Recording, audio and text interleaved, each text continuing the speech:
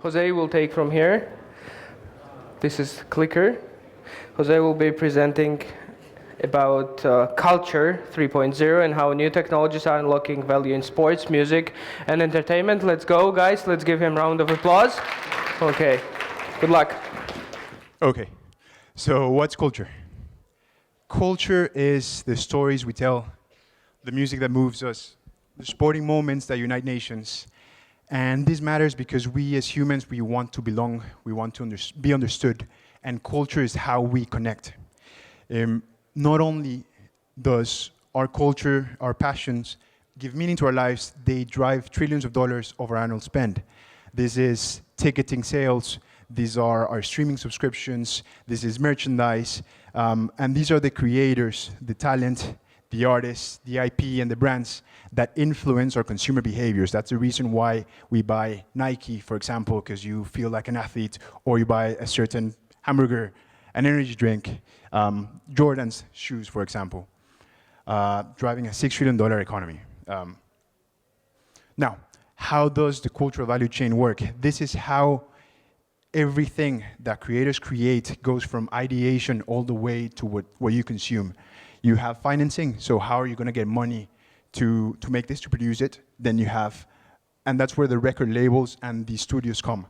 Next, you have production. How do you turn this idea, let's say it's a script of a movie, how do you turn it into a movie? After that, you have ownership, so who owns the intellectual property? You have royalties, copyright.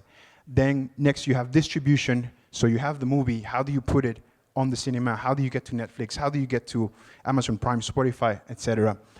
Then you have monetization, how do we get paid? And last, consumption, which is how do we enjoy the music, sport, and film, for example. Now, the cultural value chain is outdated. There are many problems. There is a lack of transparency and ownership. There is a black box of revenues, so creators most of the time face unfair compensation on the value they create. Then you have lots of intermediaries in each part of the cultural value chain. You have middlemen. Each of them take their commission, and at the end, the value that is left for the person that created this is less. You have gatekeepers. So these are the people that decide what is on and what doesn't get on a platform. For example, if you are trying to get a movie on Netflix, what goes on Spotlight, what doesn't get into a platform, and that is a huge barrier for any emerging film producer. Gatekeepers. Next, we have the limited ownership for creators. This is related to the take rates of companies like Netflix, so it's close to 100. You have Spotify. They take Instagram, Facebook, they take also 99% of the money that's made off of the back of these creators. And lastly, you have restrictive access, geographical, and passive experiences for fans, meaning that their consumption is purely as spectators of sport, music, and entertainment. So this is changing right now. This is not a future, this is not a thesis, this is happening. You have two forces of change. You have the new consumer, which is Gen Z and Gen Alpha. They want immersion, they want co-creation, they want gamification, because like I was saying before in the panel, their attention spans are way lower. So it even happens to me when I was 15 years old, and I would watch, it was the World Cup time, I could watch 3 games a day. This didn't matter if it was Nigeria versus Japan, I was seated in front of the TV. Now, consumption of media has changed so much that we're used to short-form content, we're used to summaries, that new generations, younger people are not watching sports, movies, etc.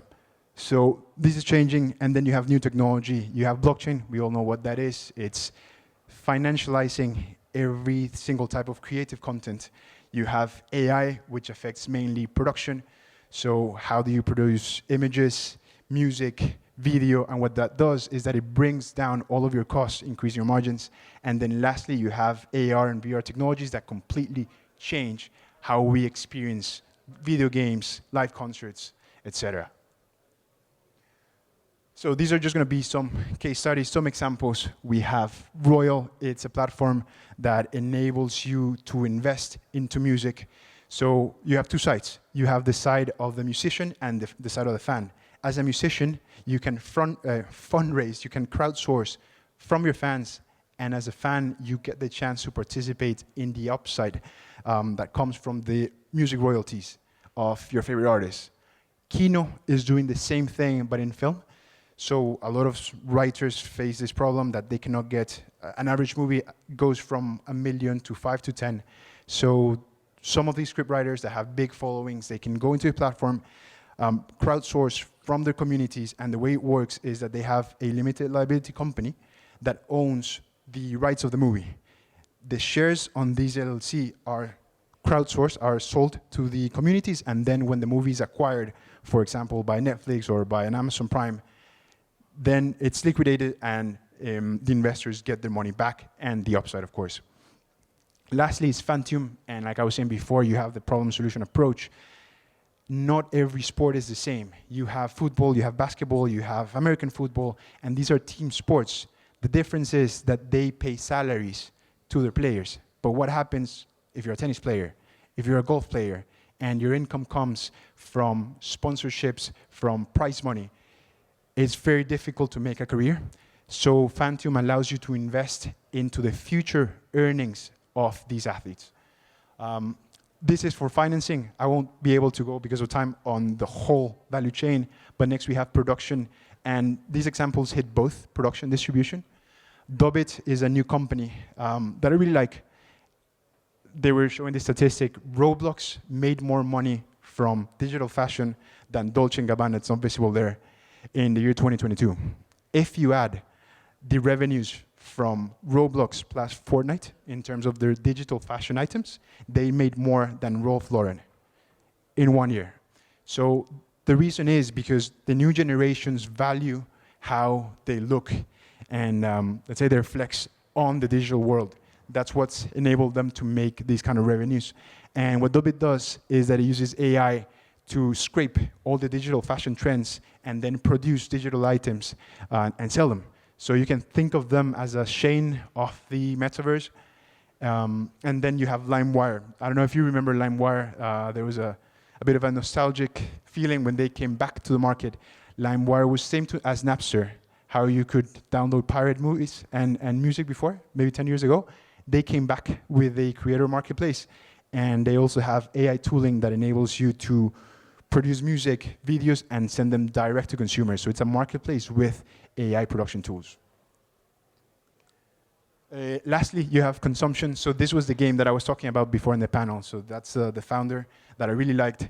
So he has a combination of technologies that can read the game live with zero latency and enables you as a user, as a player, to bet. So you can see there, you can bet on an ace, in, or if it's fault, and then you get immediate feedback, keeping engagement very high.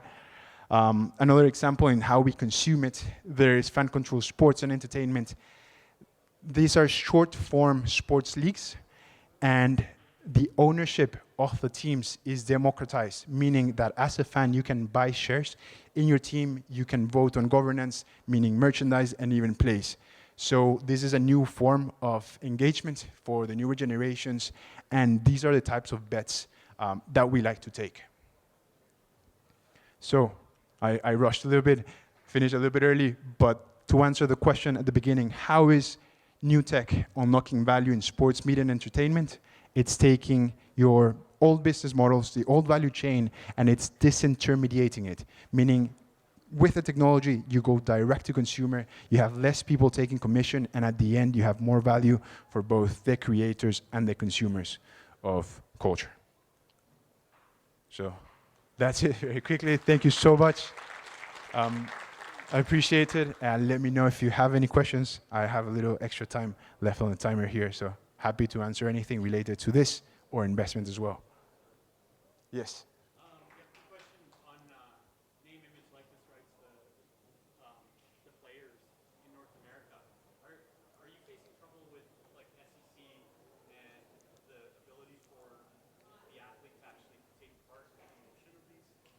There is a license, it's called 506 if I'm not mistaken, and there is a cap on how much you can raise. So you cannot take an illimited amount of money. I think it was 5 million max.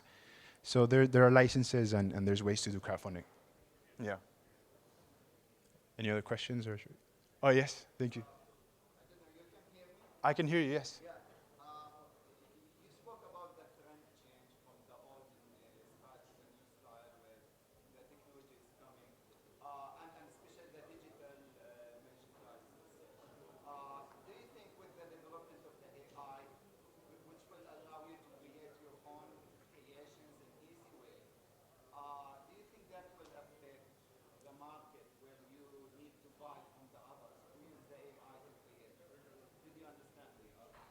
Are you talking about buying from a graphic or 3D designer versus AI created? No, for example, let's say Roblox, for example. Yeah. They basically, you can create certain shares, you can create certain things, and then you sell it there, let's say. And the AI is developing in a very fast way. Yeah. So basically, the AI is allowing you to create things in much Very quickly, faster yeah. way without that, let's say. You just create, you know how to prompt it well, and that's it, and you will get something.